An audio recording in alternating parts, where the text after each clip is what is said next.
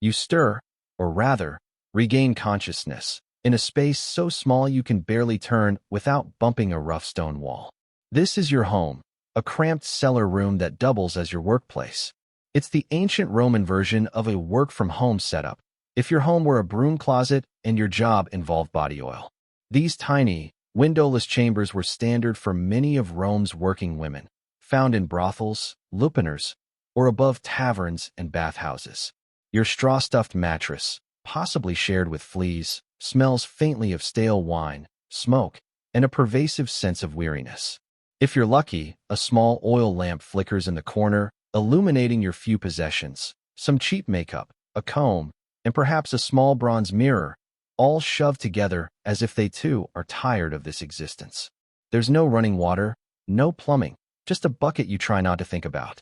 Bathing will be a communal affair later at the public bathhouse, where the water is shared and awkward eye contact comes free. But there's no time to linger. Your room is your office, and business hours begin whenever someone knocks, barges in, or yells through the curtain. Privacy is a modern concept. Here in Rome, walls are mere suggestions and doors are decorative. Most days start with a quick cleanup. Sweep out yesterday's dust, wine stains, and any lost sandals. Then comes the preparation: face powder, rouge, and enough perfume to be flammable. You're not trying to smell good, just better than the next person. You practice your best sultry half-smile in the mirror, not because it works, but because pretending helps. Every day in this cellar begins the same: cramped, rushed, and filled with just enough dignity to make it to lunchtime. After rousing yourself in your glorified broom closet, it's time to prepare for another day of attracting clients and enduring public judgment. First, hygiene, or what passed for it in ancient Rome. Private bathrooms were a luxury reserved for the wealthy. As a working woman in a city that adored marble statues but tolerated open sewers, your best option for cleansing was the nearest public fountain or bathhouse. If time was short, as it usually was, you opted for a quick rinse at a communal fountain.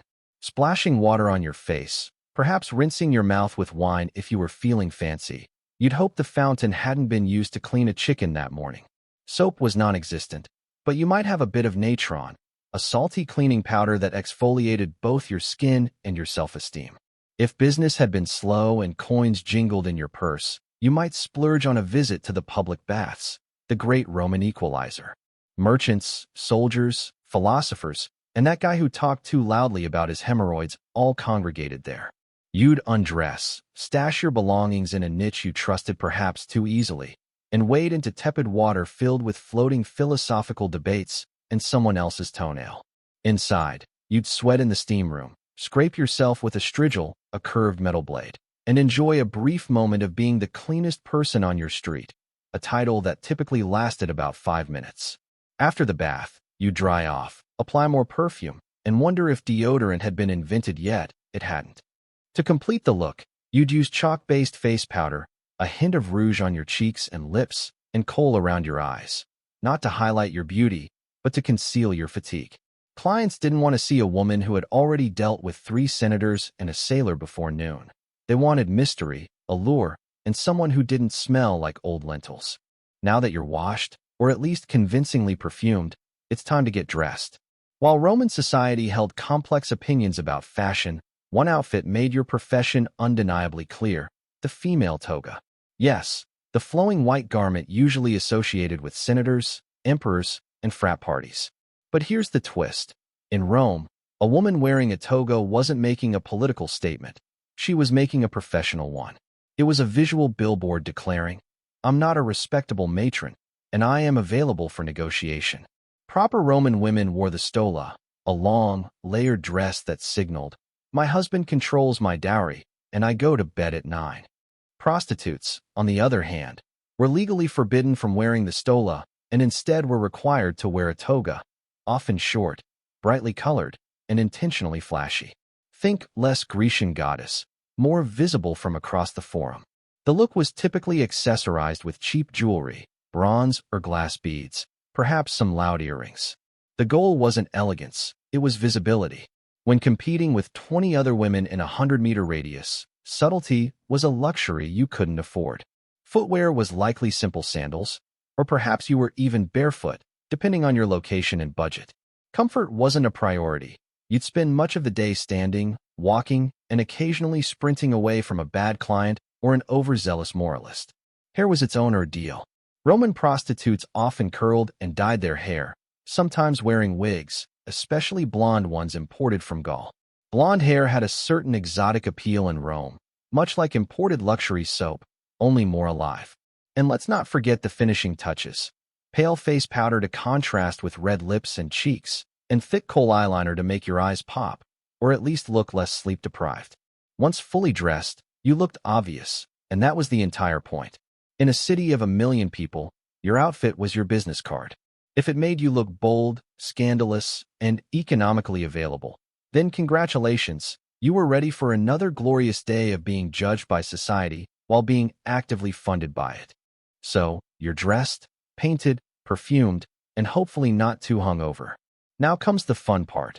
Drumming up business in a city where everyone craved sex but pretended to be shocked when it was for sale. In ancient Rome, marketing wasn't subtle. There were no pamphlets, no websites, and certainly no branding consultants. If you wanted clients, you had to be seen, be loud, or be immortalized in graffiti, preferably all three. Let's start with location strategy. If you worked out of a lupinar, brothel, your office was already built for visibility. Brothels were often situated near bathhouses, markets, or drinking establishments, anywhere people might already be sweaty, bored, or easily persuaded. Think ancient foot traffic optimization. Standing in the doorway, wearing your finest look-at-me outfit, you'd call out to passers-by with a mixture of flattery, negotiation, and time-sensitive offers. 2 denarii if you're quick. It might sound desperate, but rent was due, and the girl next door just dropped her rate to 1. If you were freelance, it was all about roaming visibility. You might hover near temples, because nothing says divine inspiration like temptation, or linger around taverns, ready to flirt with a tipsy legionary who still had some coin and questionable judgment. But perhaps the most bizarre and strangely effective form of Roman advertising was wall graffiti. Yes, Pompeii has immortalized the genius of ancient street marketing. Brothel walls were plastered with handwritten reviews like, "Maritimus gave me the best time of his life," or "Felicia, 2 denarii, very fast service." These weren't just vandalism. They were ancient Yelp, unfiltered, unregulated, and very, very public. Some women even paid someone to write their name and specialty somewhere visible, usually near tavern entrances or on columns. Others let their clients do the writing, which, as you might expect, ranged from glowing praise to confused haikus about being robbed. All this made one thing clear. A prostitute's survival depended as much on marketing as on skill. If people didn't know your name, your rates, and your approximate level of enthusiasm, someone else was getting the business. Because in ancient Rome, as now, the secret to success wasn't always talent. Sometimes it was just better PR. So, you've advertised yourself. You've got the outfit, the eyeliner, and just enough confidence to fake a good mood. Now, it's time to talk pricing, the part where ancient Rome pretended to be a free market while secretly judging you. Let's be clear, there was no union. Rates were set by supply, demand, and whatever you could get away with before someone bartered you down with a loaf of stale bread. For street-level workers, or those in lower-end lupinars, prices could be as low as 1 or 2 asses, a small bronze coin that wouldn't even buy you a glass of wine. That's right. Some clients were paying less than the cost of a decent lunch. If that sounds depressing, remember some women accepted food, sandals, or even promises as payment. Yes, in a city with an empire's worth of coinage, IOUs still existed. On the other hand, high-end prostitutes, often called meretresses, operated more like luxury brands. These women could charge in denarii, silver coins, sometimes multiple per client, especially if they possessed skills beyond the bedroom. Conversation, music, poetry, basic literacy. Anything that let a client believe they weren't just hiring company, but taste. Some prostitutes even developed niches, not architectural ones, but marketing ones. Perhaps you specialized in working with sailors, performing erotic dances, or reciting poetry during the act. Don't laugh. Ovid probably inspired someone. The more unique your brand, the less replaceable you became. Repeat clients might get a discount, or not. It depended entirely on whether they paid on time or smelled like fermented cabbage. And if you worked under a pimp or brothel owner, a hefty cut of your earnings disappeared before you saw a single coin. Some women were enslaved, which meant they didn't get paid at all, just food, shelter, and a vague promise that one day they might buy their freedom if they somehow won the Roman lottery. The economics of your life were dictated by desperation and the fickle whims of your patrons. Welcome to the lupinar, the Roman brothel. It's not luxurious, but it has walls, which already makes it more dignified than working behind a tavern. Technically, it's a place of business. Realistically, it's a sweaty stone maze of questionable decisions. The term lupinar comes from lupa, meaning she-wolf, which the Romans used as slang for prostitute. That's right, your job title was also your animal comparison. Not exactly empowering, but at least consistent. Most lupinars were two-story buildings crammed between bathhouses and bars, perfect for catching foot traffic from half-drunk senators and bored sailors. Inside, you'd find a narrow hallway lined with tiny rooms, each equipped with a stone bed, a thin mattress, and just enough space to reconsider your life choices. There were no doors, just curtains for that open floor plan vibe. Privacy? That was something rich matrons had. You had damp linen and the sound of someone snoring through your shared wall. You weren't alone, of course. A proper lupinar had several working women and one delightful parasite known as the Leno, pimp, or Lena, madam. Their job was to take a cut of your earnings, promise repairs that never happened, and occasionally yell things like, "Work faster." He's important. Clients ranged from nervous teenagers to sweaty legionaries and balding senators claiming this was just a philosophical visit. Some were in and out faster than a dropped denarius. Others tried to talk about their poetry, which, frankly, was worse. During downtime, you'd sit near the entrance, giving your best, "I'm flirty but dead inside" expression while calling out to passing foot traffic. Marketing was mostly volume-based. 2 coins, special today? I'll pretend to listen. And yes, the walls were covered in graffiti, ancient Yelp reviews etched lovingly into the plaster. Felix was here twice, or Ties gives a good time. Occasionally, someone got artsy and drew pictures, though proportions were rarely accurate. Confidence, however, was never lacking. Working in a lupinar wasn't glamorous, but it was consistent. A roof over your head, a bed if you squinted, and if nothing else, you'd always have a front-row seat to humanity's weirdest parade. Not every Roman prostitute worked in a lupinar.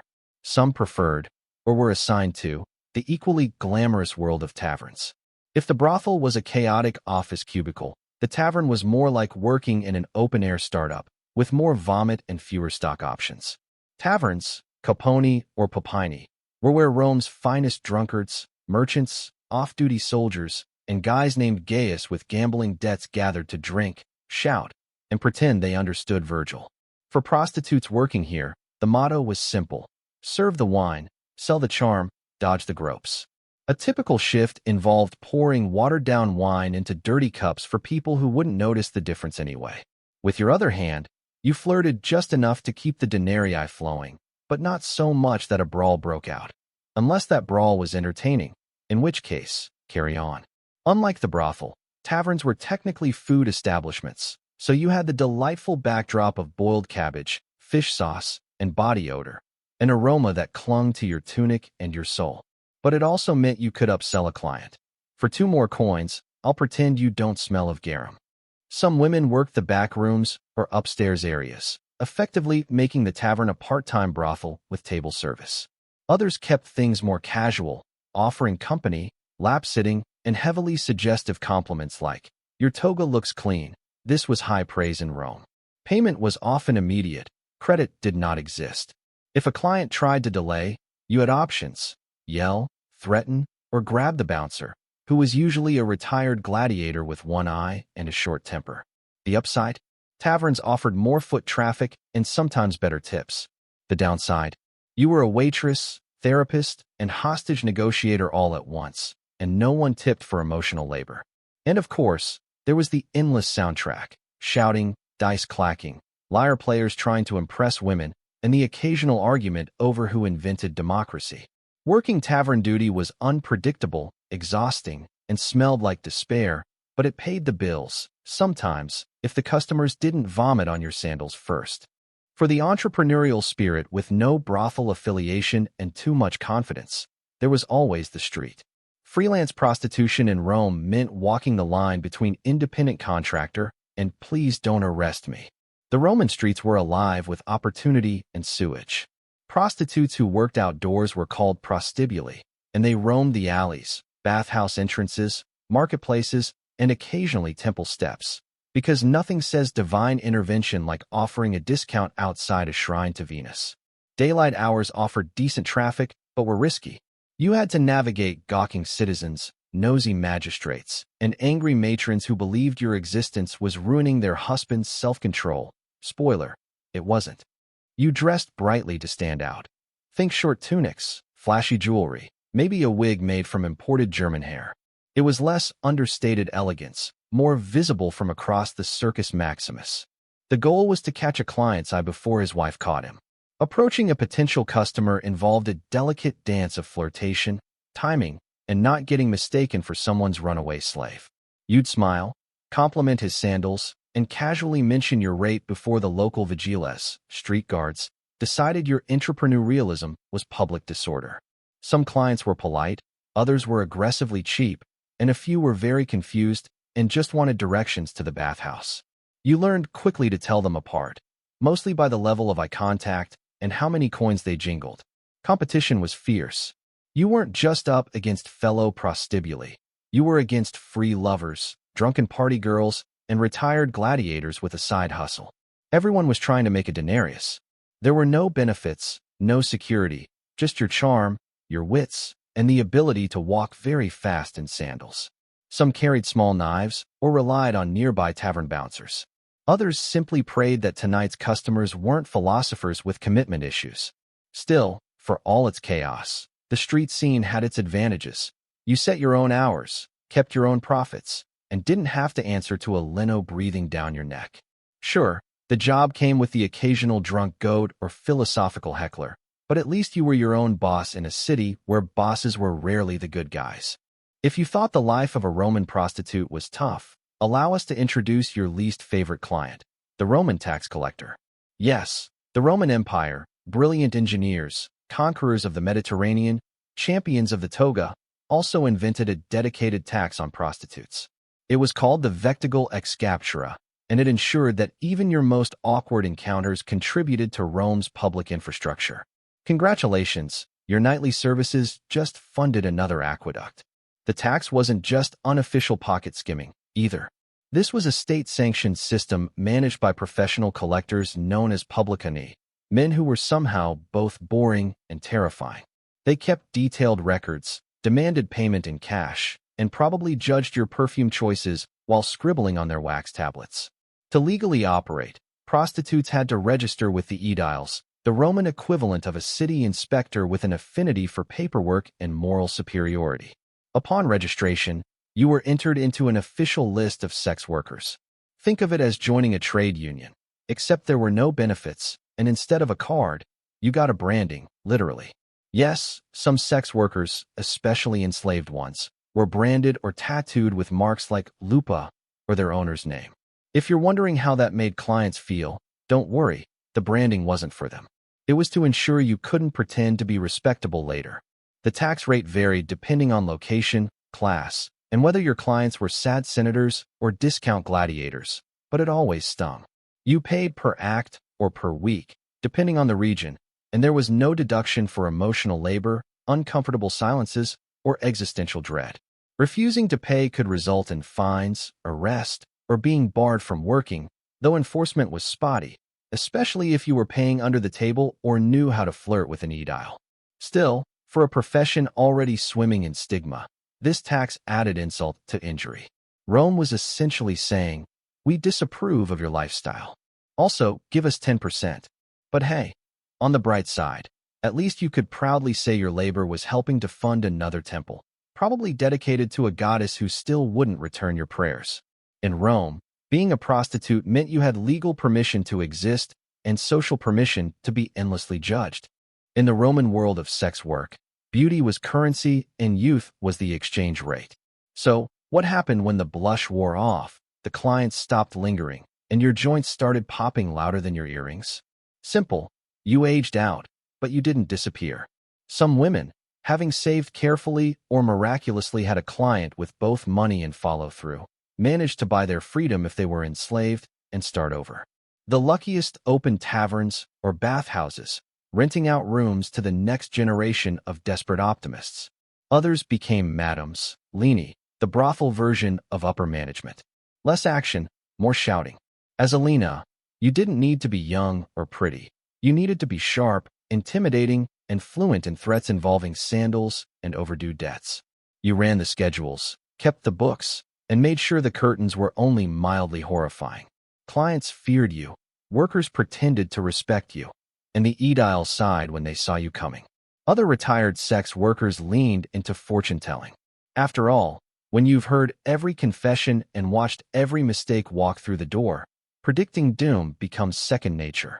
A few became unofficial therapists, wise women or herbalists offering advice laced with sarcasm and slightly incorrect medical suggestions. But many simply kept working because Rome wasn't in the habit of offering pensions to women who'd spent 2 decades in a toga. Older prostitutes still had clients. They just adjusted their marketing. Less blushing flower, more experienced, discreet, and tolerates poetry. Physical appearance mattered, but so did reputation. A woman known for conversation, kindness, or mind-blowing astrology readings could remain in demand long after her prime. And for those with no savings, no patrons, and no lucky breaks, the options weren't kind. You begged, you cleaned temples, you worked until your hands turned into shriveled olives. Rome didn't care how you got old, only that you did so quietly. But here's the truth they didn't carve into marble. For many, survival itself was the achievement. And if you made it to old age with your wit intact and at least one working sandal, you were already a legend.